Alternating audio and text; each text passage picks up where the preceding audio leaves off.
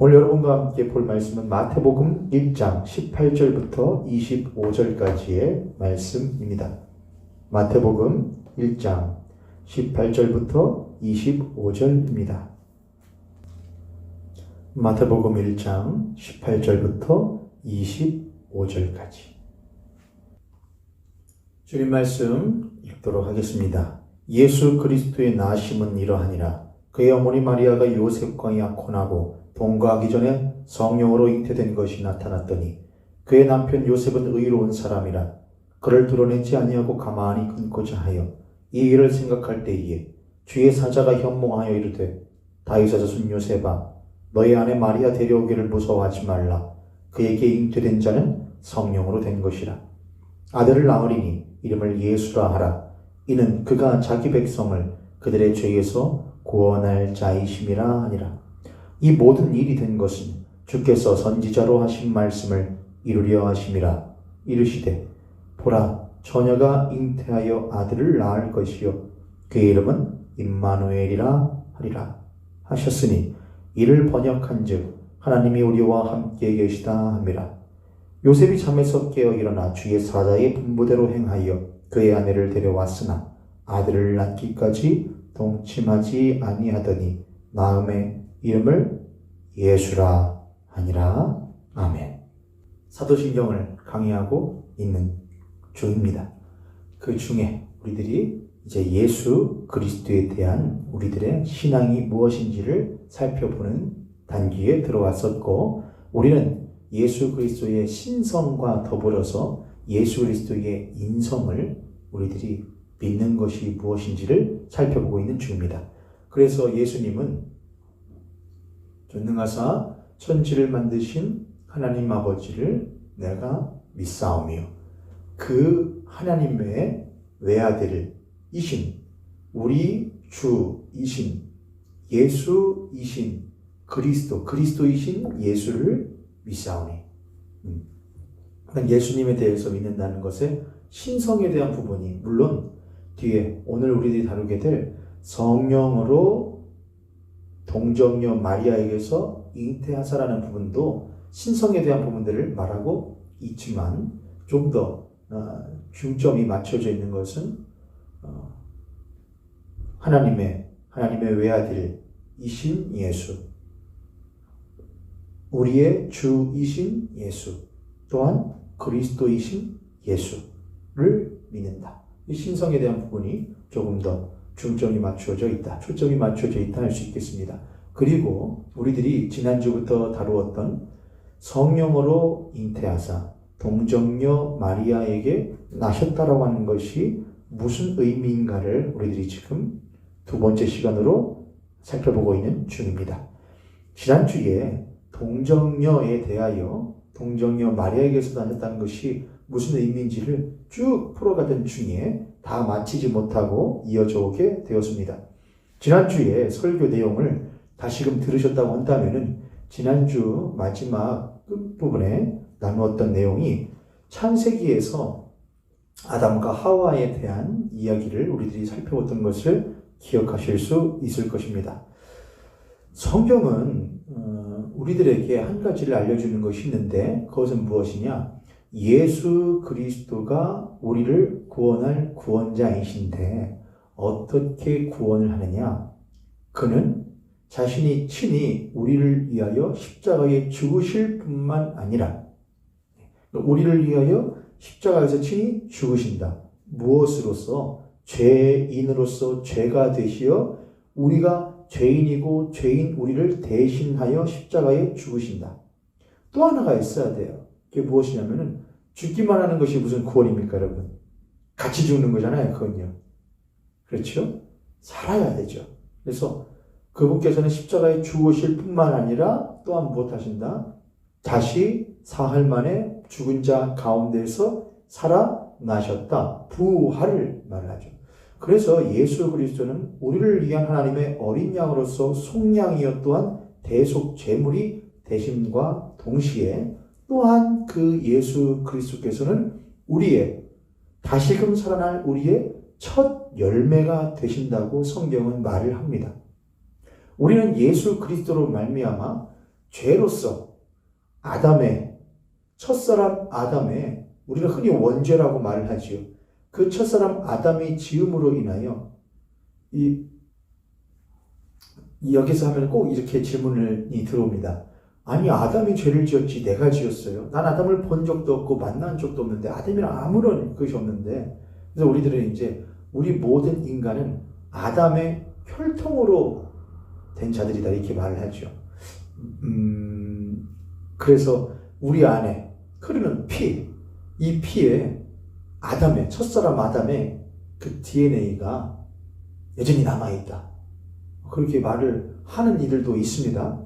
부정하지는 않겠습니다. 하지만 단순히 첫사람 아담의 그 피가 흘러 당연하죠. 첫사람이 있어야만이, 첫사람으로서의 남자와 여자가 있어야지만이 무엇할 테니까요. 그 많은 사람들이 두 사람으로 인하여서 나올 수 있었을 테니까요. 누군가는 첫사람이 있어야 되는 것이죠. 여하튼 그 첫사람에게 있던 그 죄성의 DNA가 계속 흘러서 모든 인간들에게 퍼지게 됨으로써 모든 인간들은 죄인들이 되었다. 제가 그러면 엉뚱한 질문 한번 해볼까요? 그러면 사람 피를 다 빼고 그 안에다가 예를 들어서 개 피를 넣으면 죄 없어지는 겁니까? 말 피를 넣으면 죄 없어지는 겁니까? 그렇지 않죠. 그러니까 부정하진 않는다니까요. 피 안에 있지 않습니까? 우리도 우리 아버지의 모습을 닮아가고 또 이렇게 되잖아요. 그렇죠? 피가 흐르잖아요. 그들의 피 안에 정보가 유전 정보라는 게 있으니까요. 거기에는 성품에도 영향을 주고 우리의 건강에도 영향을 주고 성격에도 영향을 주고 그렇지 않습니까? 부정하진 않아요. 그러나 꼭 그것만을 말하는 것은 절대로 아니다라는 것이죠. 여하튼 첫사람 아담의 죄를 범함으로 인하여서 모든 인간을 대표하는 대표성의 원리라고 합니다. 그래서 모든 인간을 대표하는 첫사람으로서의 아담이 죄를 범함으로 말미암아 모든 그 아담 이후로 나오는 모든 인간은 첫사람 대표성을 띤 아담의 타락함으로 인하여 모두 다 무엇이 되었다? 죄인이 되었다 라고 하는 것이 바로 성경이 말하는 것입니다. 똑같이 예수 그리스도께서 우리를 구원하신다고 하실 때에 언제 예수님께서 야, 너 안에 흐르는 것은 아담의 더러운 죄의 피야. 그러니 그 피 싹 다 빼내고 내 거 싹 넣어야 돼. 라고 하시면서 우리들에게 피를 수여를 해주셨나요? 우리 그렇게 믿지 않잖아요. 그렇죠? 우리 이렇게 하죠. 예수 그리스도께서 우리를 대신하여 십자가에서 죽으시며 흘리신 그 보배로운 보혈의 공로를 힘입어 라고 합니다. 그 피를 받아서 우리 안에 너가 아니에요. 그 보혈의 공로를 힘입어. 하나님께서는 예수 그리스도를 모든 죄인들의 대표로서 삼으셔서 그를 죽이시고 십자가에서 죽이시고 또한 모든 인간들의 대표로 삼으셔서 무덤 가운데서 부활하여 사망 가운데서 부활하여 첫 열매 되게 하셨단 말이죠. 결국 첫사람 아담과 둘째 아담이라고 하는 사도 바울이 그런 말하죠. 둘째 아담으로서 오신 예수 그리스도는 모든 인간을 대표하는 대표성을 띤 인물들이라고 하는 것입니다. 우리는 아담으로 모든 인간을 대표하는 아담으로 말미암아 죄인 되었고 우리는 모든 사람을 대표하는 예수 그리스도로 말미암아 죄인으로서 십자가에서 죽었고 또한 그 예수 그리스도 안에서 함께 십자가에서 내려와 무덤 가운데서 부활하게 된 것을 믿는 것이죠. 예. 자, 첫째 아담은 창세기에서 우리가 지난주에 봤을 때에 이 첫째 아담은 하나님 앞에서 죄를 범합니다. 불순종 또한 교만이라고 하죠. 하나님께서 아담에게 무엇을 주셨냐면은 세상을 다스릴 권세를 주셨고 또한 그에게 그럴 만한 능력을 주셨습니다. 그것은 아담에 대한 독립적이고 또한 스스로 할 수 있는 권한을 허락하신 것이 아니라 그 아담은 하나님과의 사랑의 관계 안에서 아담이 하나님을 사랑한다고 한다면 하나님의 뜻을 알고 또한 그 뜻을 추구하며 그 하나님을 사랑하니까요. 그 뜻을 알고 그 뜻을 추구하며 그 뜻을 자신을 통하여 이 땅 가운데에 드러내기를 원하는 삶을 아담은 산다라고 하는 것입니다. 하나님과 아담은 그러한 사랑의 관계 가운데서 에덴이라고 하는 하나님의 나라를 이루었던 것이죠. 그러나 그 아담이 하나님께서 모든 사람의 대표로서 세워놓으신 그 아담이 하나님 앞에 자기가 하나님 되겠다고 불순종하는 일을 합니다. 교만을 하는 것이죠. 문제는 그 아담에게 하나님께서 맡겨주신 아주 중요한 한 인물이 있었는데 그게 바로 여자, 곧 성경이 말하는 하와입니다. 여자는 아담으로부터 취하여 하나님께서 만드신 존재였습니다. 그리고 그 아담은 하나님께서 자신에게 주신 여자를 무엇해야 하냐? 사랑해야 했습니다. 사랑이요. 그런데 그 사랑이라는 것은 누구의 사랑을 닮은 것이냐면은 하나님께 받은 사랑을 닮은 사랑으로 여자를 사랑해야 하는 것이죠. 네. 하나님께서 아담을 빚으시고 그 코에 생기를 불어넣어 그 아담으로 하여금 생명이 되게 하시지 않았습니까? 사랑이란 건 주는 것이었습니다. 하나님이 능력으로 빚으시고 그 코에 생기를 주어 그로 하여금 산 사람이 되게 하셨거든요. 똑같이 하나님은 아담으로부터 아담의 것을 취하여 여자를 만듭니다. 고로 그 남자로서의 아담은 여자로서의 하와를 하나님께 자신에게 무엇인가를 주심으로 말미암아 자기가 살았던 것처럼 자기의 것을 여자에게 줌으로써 뭐하냐? 사는 존재가, 살리는 존재가 되는 것이죠. 그러니까 여자로서의 하와는 아담에게는 무슨 책임이 있느냐? 여자를 살려야 할 책임이 있는 것이죠.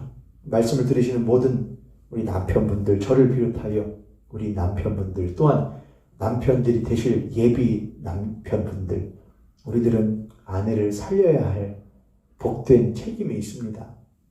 물론 스스로 죽겠다는 것을 어떻게 할 수는 없지만은 그럼에도 불구하고 우리는 하나님께서 우리를 살리셨던 것처럼 예수께서 우리를 사랑하시사 우리를 살리셨던 것처럼 우리에게 맡긴 우리의 아내를 살릴 귀한 책임이 있습니다. 할렐루야이십니까? 아멘입니다. 우리는 그럴 책임이 있습니다. 우리 한번 혹시 부부가 같이 예배드리고 계신다면은 우리 남편 성도님들께서 우리 예배드리고 계시는 여자 아내 성도님들을 보시면서 한번 축복하시죠. 하나님의 사랑으로 당신을 사랑하겠습니다. 하나님의 사랑으로 당신을 사랑하는 것이죠. 여하튼 그렇게 남자에게는 여자에게 자신의 것을 주어 그 여자를 살릴 책임이 있어야 했습니다. 또한 여자는 자신이 살기 위해서 남자에게서 무언가를 받아야 돼요. 중요한 것은 그 남자에게서 무엇을 받을 때에 남자가 가지고 있는 것을 받는다기보다는 그 남자에게 하나님께서 허락하여 주신 것을 여자는 받아야 살 수 있었던 거예요. 그래서 바울이 나중에 그 서신서에 보면 이런 말 하지 않습니까? 여자는 침묵하라고, 남자가 그 윗권세라고, 머리라고 이렇게 하지 않습니까? 근데 꼭 조금만 더 위에 가면 이렇게 해요. 좀만 더 뒤로 가면 이렇게 하죠. 남자의 머리는 누구라고요? 예수 그리스도시라고요. 그러니까 이 여자가 살기 위해서, 아내가 살기 위해서는 남편으로부터 받아야 돼요. 근데 남편은 자기에게 있는 것을 주면은 아내를 죽여요. 왜요? 나에게는 그를 영원토록 살게, 영생토록 하게 할 수 있는 것이 사람에게는 없단 말이죠. 그래서 남편은 영원하신 하나님으로부터, 예수 그리스도로부터 그를 머리로 삼아 영원한 생명을 받아 그 영원한 생명을 아내에게 주어 살리는 역할을 해야 하는 것이죠. 그것이 창세기에서 에덴 동산에서 있었던 아름다운 가정의 모습이었던 것입니다. 그리고 그것이 누구에게로? 이제 자녀들에게로 흘러가게 되는 것이었거든요. 그런데 이제 죄가 들어오게 되면은 무슨 현상이 나타나냐? 아담과 하와가 죄를 범한 이후에 하나님께서 이제 벌을 하실 때에 이렇게 반응하지 않습니까? 남 탓하기를 해요. 뱀에게 먼저 물어보고 그 다음에 이 여자에게 물어보죠. 근데 여자가 당신이 만드신 저 뱀이라고 말해요. 하나님을 탓하고, 남편은 당신이 만든 저 여자가 나를 끼워서 라고 뭘 하냐? 서로를 탓하게 되는 것이죠. 사랑하는 우리 모형교회 성도님들, 아내는 남편에게 물론 여러분 돈이 있어야 삽니다. 돈도 있어야 이 땅에서 살지요.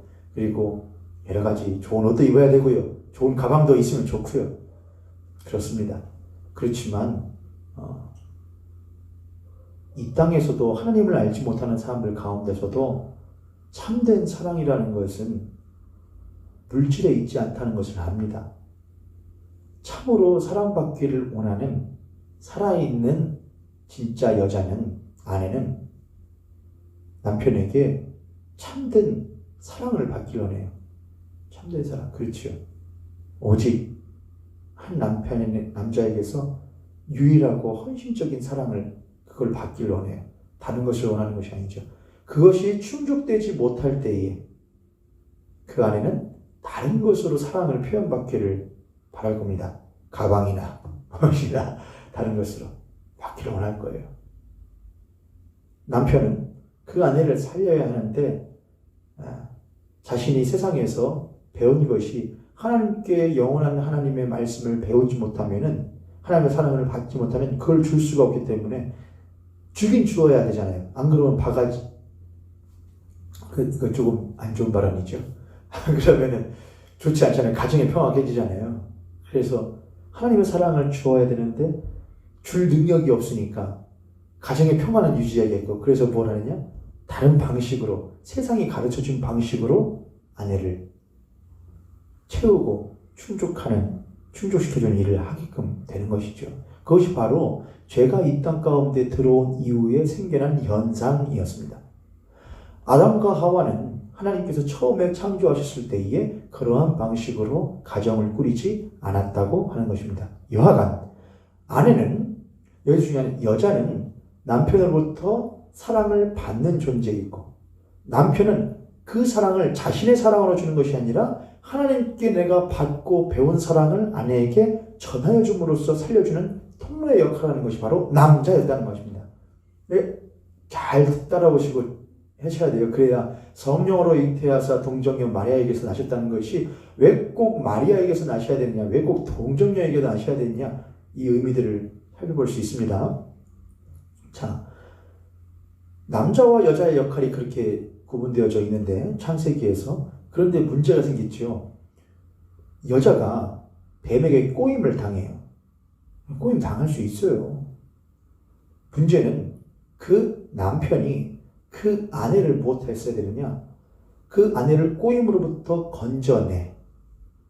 예를 들어 이런 것이죠. 남편에게 주었지 않습니까? 아담아, 너는 동산 중앙에 있는 식을 먹지도 말고 만지자고 보지도 말아라, 이렇게 했단 말이죠. 먹으면 정령 죽을 것이다, 이랬단 말이죠. 그 첫 번째 말씀을 받은 사람은 아담이에요. 그리고 그 아담은 그 생명의 말씀을 여자에게 못해줘요? 전달했죠. 그런데 아무래도 여인은 그것을 한번 걸러서 받은 것인지는 모르겠으나 그 여인은 그 말씀보다도 자신의 눈앞에 보이는 것을 취하는 것을 택해요. 여기서 여러분, 역시 여자 때문에 그래요. 역시 여자들은 보는 것에, 반짝이는 것에 약해. 지금 그런 말 하려고 하는 거 아닙니다. 여기서 말하는 여자는 교회를 의미해요. 교회예요. 그리스도인을 의미해요. 하나님의 백성을 의미한단 말이죠. 자, 여러분, 우리 그리스도인들이 연약하죠. 하나님의 말씀을 받았어요. 생명의 말씀을 들었어요. 그럼 여러분, 한번 솔직하게 가슴에 손을 얹고 한번 물어보세요. 하나님 말씀대로 살아집니까? 살고 싶으십니까? 살고 싶은 마음은 있더라도 그것이 쉽게 사라지답니까? 우리는 시시때때로 우리들 눈 앞에 있는 선악과를 보며 침을 질질 흘리기도 하고 눈이 벌겋게 충혈되기도 하면서 그것을 갈구하기도 합니다. 때로는 애써 보지 않으려고 하지만 어느덧 그 선악과 앞에 서 있는 나를 발견하기도 하지 않습니까? 나를 돋보이게 하고 나를 뛰어나게 해줄 그 무엇인가를 바라는 나의 존재성을 계속해서 입증하려고 하는 시도를 우리들은 계속해서 하지 않습니까? 그게 바로 자기 사랑이지요. 내가 나를 사랑하지 않으면 누가 나를 사랑한단 말이야. 세상은 계속해서 그렇게 말합니다. 이상 그 누구도 너를 사랑해주지 않아. 그 누구도 너를 먼저 생각해주지 않아. 다 자기 속만 차리지. 예, 세상은 그럴 거예요. 그러나 요한 1서에서 사도 요한은 그렇게 사랑에 대해서 말하지 않습니까? 사랑은 여기 있으니 우리가 하나님을 먼저 사랑하는 것이 아니라 그가 우리를 먼저 사랑하사 우리를 위하여 자기의 아들을 주신 그 사랑을 보여주셨다고. 그게 사랑이라고 사도 요한이 말하지 않습니까? 세상은요 전부 다 자기 사랑입니다. 그러나 성경은 말합니다. 하나님은 세상을 이처럼 사랑하사. 사랑하는 모이게 성도님들, 우리들을 그렇게 실수하며 연약하며 그렇게 살아가고 있습니다. 그러나 우리들 그렇게 하고 싶지 않은 마음으로 살지만 그렇게 살지 못할 때도 참 많이 있지 않습니까? 하나님은 우리를 사랑하셔요. 하나님의 백성들이 자기 사랑에 빠져서 살아가기를 원치 않으셔요. 하나님은 자기의 백성들이 하나님의 사랑에 빠져 살기를 원하셔요. 하나님의 크신 사랑에 충만함에 물들어 살아가기를 원하셔요. 그 사랑을 받고 살아가기를 원하셔요. 그게 하나님 아버지 마음이에요. 하나님은 그렇게 아담을 통하여 여자를 못하게 원하시냐, 남자를 통하여 여자를 살리기를 원하셨어요. 그런데 그 여자가 못했을 때에, 실수를 했을 때에 그걸 보고 미혹과 유혹되어 죄 가운데 빠졌잖아요. 자, 그러면은 그 여자에게는 누가 있었냐면 하나님께서 붙여주신 남자가 있었단 말이에요. 남자. 그 남자는 그 여자를 무엇했었냐? 책임지고 그 여자를 사랑했어야 해요. 누구의 사랑을 가지고? 하나님께서 자신에게 보여주신 사랑을 가지고요. 그래서 사실 그 남자가 했어야 할 일은 무엇이냐? 그 죄에 범한 여자를, 아내를 안아주는 일이었어야 해요. 덮어주는 것이죠. 죄를 범하고 선악과를 들고 자기 앞에 뛰어와서 발갛게 홍조 띤 얼굴로 이거 정말 맛있다고, 이거 먹어보라고. 여러분, 하와가 지금 당장 그것을 먹고 눈이 밝아져서 한 것에 빠져서 들떠있기만 했을까요? 아니었을 거예요. 그 마음 깊은 곳에는 하나님의 말씀을 어겼다고 하는 것에 대한 깊은 죄책감과 두려움과 불안함도 함께 공존했을 거예요. 그것을 애써 들뜸과 흥분으로 지금 당장 자기가 얻은 것으로 애써 억누르고 있었을 뿐이지 그것은 여전히 있었을 것이란 말이죠. 그래서 누구에게 달려오는 것이냐? 남자에게 달려오는 거예요. 못하라고. 이 좋은 걸 왜 당신 안 먹냐고? 이거 하려고요? 아니요. 너도 이거 먹고 같이 죽자예요. 그래서 그리스도인들은 때로는 여러분 이걸 계속해서 여자는 누구를 말하는 거다? 나를 말하는 것이다. 교회를 말하는 것이다. 그렇게 생각하면 들으세요. 우리가 거듭난 그리스도이지만은 우리가 때때로 우리들의 삶 가운데 실수하고 타락할 때에 우리가 그것을 가지고 내가 이렇게 하면 안 되는데, 함과 동시에 또한 이렇게 하는 사람들도 있지요. 나만 이렇게 살 수는 없지. 야, 이렇게 살아도 되는 것 아니야? 하면서 사랑하는 형제와 자매들에게 죄를 또한 전달시키는 역할도 우리들이 하지 않습니까? 야, 그렇게도 괜찮아. 세상 살면서 누가 그렇게 사는 사람이 어디 있어? 야, 나도 집사들 많이 알고, 나도 권사, 장로님들 많이 하는데, 야, 내가 아는 집사를 다 그렇게 하더라, 야. 내가 아는 장로, 권사를 다, 예수 믿는 사람들 다 그렇게 살더라, 뭘. 그렇게 하면서, 로마서 1장 마지막 절에 있는 것처럼, 죄를 범하면 사형에 해당하는 줄 알면도 불구하고 자기만 행할 뿐 아니라, 또한 그것을 행하는 자들을 못하다 합니까? 옳다 한다고 로마서 1장 마지막 절에서 그렇게 말하지 않습니까? 아마도, 하와는 그런 마음으로 뛰어왔을 거예요. 그때에 남편 아담은 무엇 했어야 되느냐? 그 아내를 징책함과 동시에 그보다 더 큰 사랑으로 그 아내를 꽉 끌어안고 누구에게 나아갔어야 되느냐? 하나님께 나아갔어야 했어요. 하나님, 저에게 맡겨주신 아내를 제가 한눈 팔고 잘 보지 못했습니다. 내 아내에게 무슨 약함과 무슨 불만이나 그런 것이 있는지 내가 내 아내에게 마음을 잘 들여다보질 못하고 한눈 팔아서 그가 하나님께서 누누이 말씀하신 그 선과 악을 알게 하는 나무 앞에 나아가 그 실과를 보고 뱀과 대화하는 것을 내가 보지 못했습니다. 이것은 누구의 잘못이지? 나의 잘못이지 이 여자의 잘못이 아니오니 하나님 이 사람을 용서하여 주시옵소서라고 말하며 사실 아담은 그렇게 아내를 덮어주고 아내를 대신하여 자신이 죄를 범한 자가 됨으로써 하나님께서 자신에게 보여주신 사랑을 나타냈어야 했어요. 그렇지만 첫사람 아담은 도리어 그 여자를 하나님 앞에서 무엇하느냐? 탓합니다. 당신께서 나에게 만들어준 저 여자가 나에게 똑같이 죄를 범하게 만들었습니다. 라고 말입니다.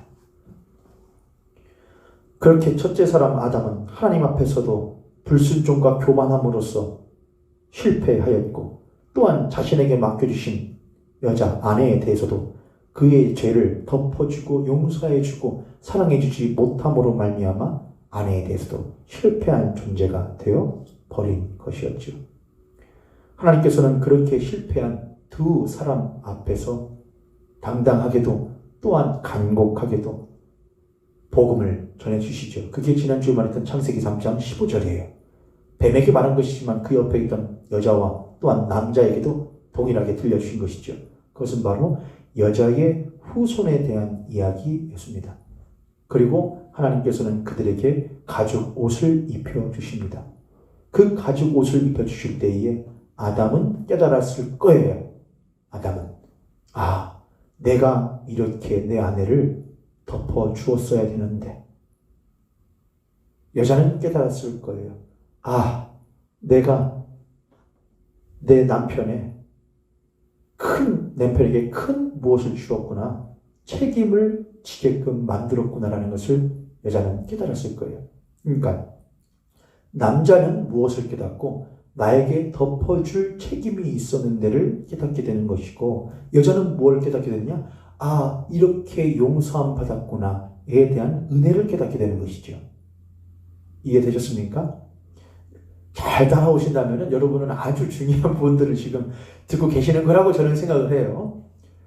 남자는 첫째 사람 아담은 하나님께서 자신들에게 입혀주신 또 들려주신 창세기 3장 15절의 복음을 듣고 또한 가죽옷을 덮어주시는 가죽옷이 여러분 이렇게 막 팔 넣고 해서 그런 거 아니고 덮는 거예요. 무슨 하나님이 짐승 잡아가지고 가죽으로 계단 딱 해가지고서는 옷 만들어가지고 치마, 웃돌이 바지 이렇게 했겠습니까? 그냥 덮고 했으면은 통으로 하나로 덮고 끈으로나 묶었겠지요. 그렇지요. 덮는 옷이란 말이죠. 자신의 부끄러움을 덮는 옷. 아담은 하나님 앞에서 자신에게 맡겨주신 여자를 지키지 못하고 덮어주지 못한 책임을 가림받아요. 여자는 마땅히 남편을 통하여서 하나님의 사랑과 하나님의 말씀을 실행해야 됨에도 불구하고 그렇게 하지 못하였는데 이렇게 덮어주는 것을 통하여서 자신의 부끄러움이 덮어지고 가리워지는 것을 보고 크나큰 하나님의 사랑과 은혜를 경험해요. 그렇게 첫째 사람 아담으로서 또한 그 안에 여자에 대한 이야기가 창세기에 등장이 되고 그러한 이들에 대한 하나님의 대응, 하나님의 복음을 주시고 여자의 후손에 대한 약속과 또한 무엇이 그들을 덮어주는 이야기가 나오게 되는 것이죠. 그러나 사실 이 이야기는 이미 예견되어진 이야기였어요. 여기 보면은 창세기 3장 15절 이전에 이미 복음이 이것을 이제 원복음이라고 합니다. 창세기 3장 15절을 원복음이라고 그래요. 처음 되는 복음의 근원이라 이것이죠. 본래, 뿌리라 이것이죠. 그런데 사실은 그것보다 더 크게 우리들이 복음으로 여길 수 있을 만한 여지가 있는 부분들이 어디냐면 창세기 1장에 있어요, 여러분. 창세기 1장 1절에 태초에 하나님이 천지를 창조하시니라. 이미 모형교회 성도님들은 태초에라는 말이 히브리어 베레시트가 뭐 어떤 의미를 가지고 있는지를 다 알고 계시지 않습니까? 하나님께서 그 아들을 모든 만물의 머리로 삼으시겠다고 하신 계획 또는 표, 뜻 뭐 이런 것들이 바로 베레시트입니다. 그리고 하나님이 태초에 하나님의 천지를 창조하시니라. 땅이 땅이라고 해요. 땅이 혼돈하고 공허하며 흑암이 깊음 위에 있고 이러죠. 우리는 흔히 이 땅을 무엇으로 많이 빗대느냐? 교회로 빗대요. 세상으로 빗대요. 그러니까 죄로 인하여서 혼돈하고 공허하고 흑암이 깊음 가운데 있는 토후, 보후, 마보후라고 하죠. 혼돈하고 공허하고 흑암이 깊음 가운데 있는 그 땅이 곧 우리라 이거예요. 교회라 이거예요. 그리스도인이라 이거예요. 그런데 그러한 땅에 하나님께서 창조하신다는 거예요. 봐라. 이게 뭐냐면은 하나님께서 그 땅이 혼돈하고 공허한 흑암이 깊음인데 하나님의 무엇이 신이 그건 성령을 말하죠. 하나님의 신이 수면 위에 그 죽음의 물로 덮여져 있는 그 땅 위로 하나님께서 무엇하시다? 운행하시더라. 거기서 말하는 운행이라고 하는 라카프라고 한다 했죠. 그것은 암탉이 병아리를 부화시키기 위하여 알을 부화시키기 위하여 그 날개로 덮어서 계속해서 굴리는 작업을 하는 일을 하는 것이 바로 라카프라고 한다고 말씀드리지 않았습니까? 그러니까 벌써 창세기 1장 1절과 2절에서부터 이미 교회와 그리스도인들, 죄를 범한 죄인들에 대한 하나님의 무엇하심, 덮으심과 그 덮으심 안에서 하나님의 전적인 능력으로 뭘 하시는 땅은 혼돈하고 공허하고 흑암이 깊은 가운데 있기 때문에 스스로 자정할 수 있고 스스로 자각할 수 있는 능력이 없다는 것이죠. 오직 하나님의 전적인 능력을 하나님이 그것을 끌어 안으시고 끌어 품으시고 덮으시고 그 안에서 하나님이 창조를 이뤄내시는 거예요. 첫째 날, 둘째 날, 셋째 날, 넷째 날, 다섯째 날, 여섯째 날, 그리고 결국에는 이루실 일곱째 날 영원한 안식을 하나님께서 끌고 가시는 것이죠. 할렐루야. 이해되셨죠, 여러분? 너무나 재밌죠, 여러분? 저는 이거 생각하면 너무 재밌는데. 그렇게 창세기 1장 1절에서 이미 보여주신 그 놀라우신 하나님의 창조의 역사. 그리고 그것을 맡겨요. 그런데 그 사람은 그것을 막 받았는데 그것을 행할 능력이 없어요. 그는 하나님 앞에서 실패하고 실수하며 또한 자기에게 맡겨주신 이에게도 실패하고 실수해요. 그것을 빌미로 하여 사단은 세상으로 들어와서 자신의 나라를 만들어요. 그런 하나님이 분명히 말씀하시죠. 나는 그 사단도 못할 거야. 여자의 후손을 통하여서 그 머리를 상하게 할 거야. 깨트려 버릴 거야. 죽여버릴 거야. 끝내버릴 거야. 그리고 나는 죄를 범한 너희들은 못할 거야. 내가 가죽옷을 입혀 너희들을 덮어줄 거야. 이 두 일을 하는 것이 하나님의 능력이에요. 하나님의 이것이 전능이란 말이죠. 하나님은 이렇게 자신의 사랑을 나타내. 왜요? 자신의 택한 것들을 유혹하고 미혹하는 것들을 쳐내심으로써 하나님은 자신의 사랑을 보이시고 능력을 보이시고 그럼에도 불구하고 죄를 범한 자신의 백성들을 또한 하나님은 자신의 한량없는 사랑으로서 덮으시고 용서하시는 것을 보이심으로써 자신의 사랑을 나타내신다는 거예요. 그래서 우리가 전능하신 하나님 아버지라고 부르는 거예요. 하늘에 계신 우리 아버지예요. 전능하사 천지를 창조하신 하나님 아버지예요. 그리고 그렇게 전능하사 자신의 한량없는 사랑으로 천지를 창조하신 하나님께서는 또한 창조를 행하셔요. 무엇으로? 예수 그리스도를 통하여. 창세기 사도행전 1장 8절 사도행전 1장 8절에 이런 말씀이 있거든요.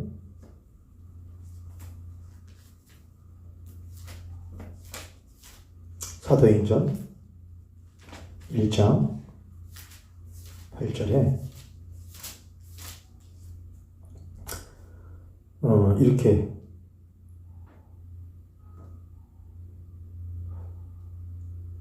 살 시간이 지금 없으니까 제가 계속 이렇게 다 하면은 조금 빠듯할 것 같아요. 여하튼 나중에 찾아보셔요, 여러분. 성경에 보면은 하나님께서 임하시고 덮으시고 가리우시고 라고 하는 표현들이 많이 등장하거든요. 오늘 우리들이 읽었던 마태복음이나 제가 말씀드렸죠. 예수 그리스도께서 태어나실 것을 마리아에게 말하는 우리가 흔히 수태고지라고 하는 수태, 아이를 잉태하게 될 것이라고 하는 것을 알려주는 것. 천사가 가브리엘 천사를 통하여서 수태고지의 장면이 나오는 것은 마태복음과 누가복음에만 등장하죠. 1장, 2장 그쯤이에요. 근데 거기에 보면은 오늘 읽었던 마태복음 1장에서 이렇게 하죠. 마태복음 1장에 예수 그리스도의 나심은 이러하니라 그의 어머니 마리아가 요셉과 약혼하고 동거하기 전에 성령으로 잉태된 것이 나타났더니 쭉 가서 23절 보라 처녀가 잉태하여 아들을 낳을 것이요 그의 이름을 임마누엘이라 하리라. 네, 하고 이번에 누가복음으로 가서 누가복음 1장 26절에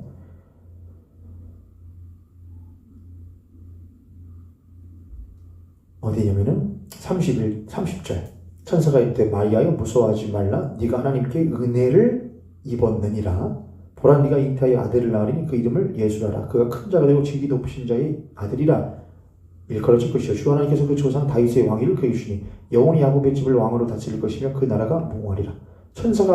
마리아가 천사에게 이르되 나는 남자를 알지 못하니 어찌 이 일이 있으리까? 35절에 천사가 대답하여 이르되 성령이 너에게 임하시고 지극히 높으신 이의 능력이 너를 덮으시리니 이름으로 나실 바 거룩한 이는 하나님의 아들이라 일컬어질 것이라.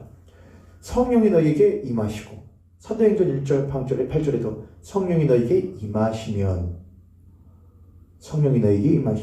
마가의 다락방에서 오순절날 성령이 제자들에게 임하시고 구약 성경에 보면은 하나님의 신이 하나님의 영광이 이스라엘 백성들이 있는 그 광야 가운데서 그 중앙에 있는 장막이 하나님의 장막 위에 임하죠. 하나님의 영광이 임하다. 하나님의 영광이 덮다. 막 이런 표현들이 있단 말이죠. 에펠류세타이 어려워요. 이거 유난히 어려워요. 에펠류세타이 임하다, 임하시다. 에펠류세타이 또한 덮으시고 에페스케아세이 덮으시다. 이런 표현들은 창세기에서도 또한 출애굽기에서나 또는 사도행전에서나 또한 이사야서에서도 계속해서 등장하고 있는 표현들이에요. 그러니까 하나님의 신이 임하다, 덮다, 임하다 이런 표현들이요. 하나님의 성령이 임하면 그 너희 지극히 크신 하나님의 능력이 너를 덮으면 이런 표현들이 있지 않습니까? 이런 표현들이 성경에 계속 나온다고 하는 것이죠. 그런데 이런 표현의 가장 근간되는 표현이 단어가 뭐냐면 바로 라카프라고 하는 것이죠. 하나님의 신이 수면 위에 뭐 하시더라? 운행하시더라. 자, 이제 한번 떨어졌던 조각들을, 퍼즐들을 한번 맞춰보죠. 하나님은 첫째 사람 아담에게 여자를 하나님의 사랑으로 다스릴 권세와 능력과 책임을 주셨다. 그러나 첫째 사람은 그 일에 있어서 하나님께도 실패하였을 뿐만이 아니라 여자에 대해서도 그를 잘 지키지 못하였고 더불어서 여자가 죄를 범하였을 때에 그거를 덮어주는 역할을 하지 못하였다. 그럼에도 불구하고 하나님께서는 지속적으로 이미 그 모든 것들을 덮으시고 자신의 전적인 사랑의 능력으로 그 안에서 새롭게 창조하실 이야기를 계속해서 약속해 주셨다. 창세기 1장에서부터 하나님은 그것을 약속하셨다는 것이죠. 그리고 그 일은 여자의 후손으로 인하여서 이루어질 것이라고 창세기 3장 15절에서 약속하셨다고 하는 것이죠. 구약에서 많은 선지자들은, 특별히 이사야 선지자는 그런 모든 메시아에 대해서, 구원자에 대해서 이야기를 쭉 해왔습니다. 하나님께서는 예언자들과 선지자들을 통하여서 이 세상을 구원할 구원자에 대하여 지속적으로 말씀을 하셨고, 그 구원자는 성경에서 약속하신 바대로 동정녀에게서 성령으로 인하여서 잉태될 것이라고 하는 것도 말씀하셨습니다. 때문에 마태복음이나 누가복음에서 가브리엘 천사가 마리아에게 수태를 고지할 때에도 말하는 것은 성경에서 말한 바대로 처녀가 잉태하여 아들을 낳을 것이라는 그 말씀대로 그 말씀이 너에게 이루어질 것이다 라고 말했다고 하는 것이죠. 그러므로 예수 그리스도께서 잉태되시는 것은 두 부분이 있습니다. 첫 번째는 성령으로 잉태되어지는 것이고 또한 동정녀 마리아에게서 나시게 된다는 것입니다. 이렇게 이 부분이 중요한 것은 그 당시에 예수 그리스도에 대해서 이단 시비가 걸렸던 분파들이 있었는데 그 중에 어떤 이들은 예수님은 그냥 인간이야. 마리아와 요셉 사이에서 태어난 인간인데 그 인간을 하나님께서 자신의 아들로서 택하여서 놀라운 일을 행하신 것이야 라고 하는 거예요. 이걸 우리들이 흔히 양자론이라고 합니다. 양자론. 그는 신이 아닌데 참 신이 아닌데 그냥 인간인데 하나님이 그 인간을 택하셔서 하나님의 양자로서 삼으셨다 이렇게 말을 하는 것이죠. 그러나 그런 것은 절대로 하나님의 신성, 예수 그리스도의 성자 그리스도의 신성을 부인하는 것이기 때문에 옳은 교리가 절대로 아닌 것이죠. 여하간 예수 그리스도께서 잉태하신 것은 첫 번째는 성령으로 잉태하셨다는 거예요. 그런데 왜 성령으로 임하셔야 되느냐? 우리가 지금 첫째 사람으로서 아담이 하나님에 대하여 실패하고 또한 여자에 대해서 실패했다고 하는 이야기를 계속했죠. 근데 제가 그 여자는 단순히 여자나 아내를 말하는 것이 아니라 누구를 의미하는 것이다? 교회와 그리스도인을 의미한다는 거예요. 자, 그런데 이제 그 모든 것들에서 여자의 후손이 오셔서 사단을 멸하시고 여자의 후손이 오셔서 그 실패한 것들을 덮으시고 죄를 씻기시는 일을 하셔야 되는데 그 분은 무엇으로 오시는 분이냐? 첫째 사람 아담을 실패한 첫째 사람의 그것을 모든 것을 만회하는 이로서 오시는 둘째 아담이시란 말이에요. 둘째 아담. 자, 근데 첫째 사람 아담에게는 무엇이 여전히 걸려져 있냐? 죄의 문제가 걸려져 있어요. 죄의 문제요. 그러니까 첫째 사람 아담에게서 그 혈통과 육정을 통하여 나오는 이는 동일하게 그 혈통과 육정으로부터 나왔기 때문에 여전히 무엇의 후손일 수밖에 없느냐? 아담의 후손으로만 머무를 수밖에 없는 거예요. 마태복음 1장에서 보면은 계보가 나오죠. 그러면은 이렇게 쓰여져요. 아브라함 1장 1절 아브라함과 다윗의 자손 예수 그리스도의 계보라 이렇게 해요. 뭐라고 하지 않냐면 아담의 후손 이렇게 하지 않는단 말이에요. 아브라함과 다윗의 자손 예수 그리스도의 계보라 이렇게 해요. 왜 아브라함과 다윗의 자손이 나오냐? 그것은 하나님께서 아브라함과 맺으신 언약과 다윗과 맺은 언약 속에서 나온 인물이라 이 말이에요. 그 뭐냐? 메시아에 대한 이야기였어요. 메시아. 내가 너에게 자손을 주리라. 그게 뭐냐면 바로 예수 그리스도란 말이죠. 다윗에게 내가 너의 그것을 뒤이는 왕을 이 땅 가운데 줄 것이다. 그게 바로 우리의 왕 되시는 예수 그리스도란 말이죠. 그래서 아브라함과 다윗의 자손 예수 그리스도의 계보라라고 하면서 나오는 거예요.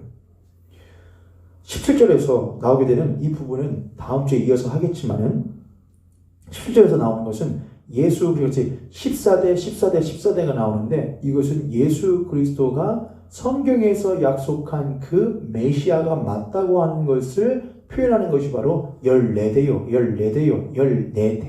대수를 세는 것으로서 표현되어지는 것입니다. 여하튼 예수 그리스도라고 하는 인물은 첫째 사람이었던 아담의 계보로서 나와서는 안 돼요. 왜냐하면 첫째 사람 아담은 실패한 존재이기 때문에 그래요. 실패한 존재로서의 모든 인간을 대표하는 대표성을 띤 그 아담의 혈통과 육종으로서 나오는 인물은 절대로 무엇이 될 수 없느냐? 구원자가 될 수 없어요.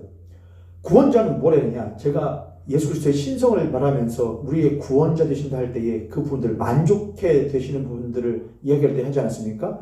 그는 무엇은 없으셔야 돼요? 그는 죄가 없으신 분이셔야 돼요. 죄 있는 이는 흠 있고 점 있는 것은 하나님께 드리는 제물이 될 수가 없어요. 그것은 구약시대 때는 제물이 흠 있는 것이나, 그러니까 흠이라고 하면 불편함을 말해요. 다리가 어떻게 됐거나 눈이 어떻게 됐거나 그렇게 멀쩡하지 아니한 것은 하나님께 드릴 수 없었다 이거예요. 그건 단순히 몸의 불편함을 말하는 것이 아니에요. 그것이 사람에게 적용되어질 때는 무엇이냐? 온전하지 못함과 거룩하지 못함이에요. 불경함이라는 것이죠. 더러움이라는 것이죠. 죄로 인한. 그렇게 더러운 것은 하나님 앞에 뭘로 드릴 수 없냐? 제물로 드릴 수가 없다는 거예요. 그래서 구약시대 때는 뭘 드렸냐? 인간이 아닌 모든 인간을 대표한 한 인간을 한 것이 아니고 모든 인간을 대표해서 짐승에게다 전가해서 했다는 거예요. 왜요? 죄 없다 했으니까요. 죄가 없는 짐승이라 이거예요. 그런데 예수 그리스도가 만약에 그냥 인간이시라고 한다면 그 예수 그리스도는 뭐일 뿐이라는 거예요?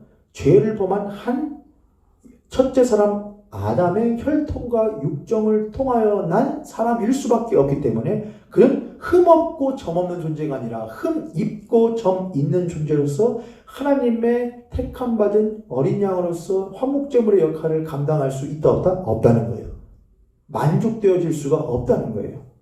이해되셨습니까? 그러므로 그 예수 그리스도는 아담의 혈통과 육정으로가 아니라 하나님의 약속으로 말미암아 하나님의 전적인 능력으로서 잉태되어지는 분이 되어야 되는 거예요. 이해되셨죠? 때문에 하나님께서는 창세기 1장 1절에서 아무것도 없는 무에서 자신의 전적인 능력으로 생명을 창조하게 하신 것처럼 하나님께서는 예수 그리스도를 자신의 전적인 능력으로서 무엇 안에 마리아라고 하는 한 육체 안에 성령으로서 무엇하게 하셨냐? 창조하신 거예요. 여기서 또 창조라고 하면은 예수 그리스도, 그럼 예수님은 하나님 만들었다는 거네? 그게 아니라 그 예수 그리스도라고 하는, 예수님은 이미 계시잖아요. 그런데 그 예수 그리스도가 성육신 하신단 말이에요. 말씀이 육신이 되신단 말이에요. 근데 말씀이 육신이 되시는 그 성육신의 방식을 하나님은 어떻게 하시느냐? 아무것도 없는 혼돈하고 공허하며 흑암이 깊으면 그 마리아의 태는 아무것도 없는 비어있는 상태였단 말이죠. 그런데 그 안에 하나님은 자신의 전적인 능력으로 성자 예수 그리스도께서 잉태되시도록 하셨다는 거예요. 이해되셨습니까? 이것은 무엇과 연결되고 창조와 연결되고 이제 예수 그리스도가 모든 사람을 대표하여서 죽으실 수 있는 화목 제물이 되는데 만족되어지며 모든 사람을 대표해서 그들을 끌고 첫 열매, 부활의 첫 열매가 되어지는 것과 연결되어지는 부분으로 나아가게 되는 거예요. 이야, 오늘 어렵죠, 여러분? 근데 꼭 한번 오늘 말씀을 다시 한번 들어보셔요, 여러분. 이거는 꼭 여러분께서 이해하고 넘어가셔야 돼요. 조금 길고 할지라도 여러분 꼭 가정에서 주중이라도 한 번 듣고 이해가 되신다면 여러분 참 대단하셔요. 적어도 두세 번은 들으시면서 노트에다 한번 끄적거려 보시고 하시면서 아, 이게 그 말이구나, 그렇게 나아가셔야 돼요. 저도 조금 더 추리고 준비를 해서 다음 주에 이제 마지막 마무리를 짓도록 하겠습니다. 성령으로 잉태하사 동정녀 마리아에게 나셨음을 우리가 믿는다고 하는 것이 얼마나 복되고 놀라운 일인지를 저와 여러분이 경험할 수 있기를 간절히 축복합니다.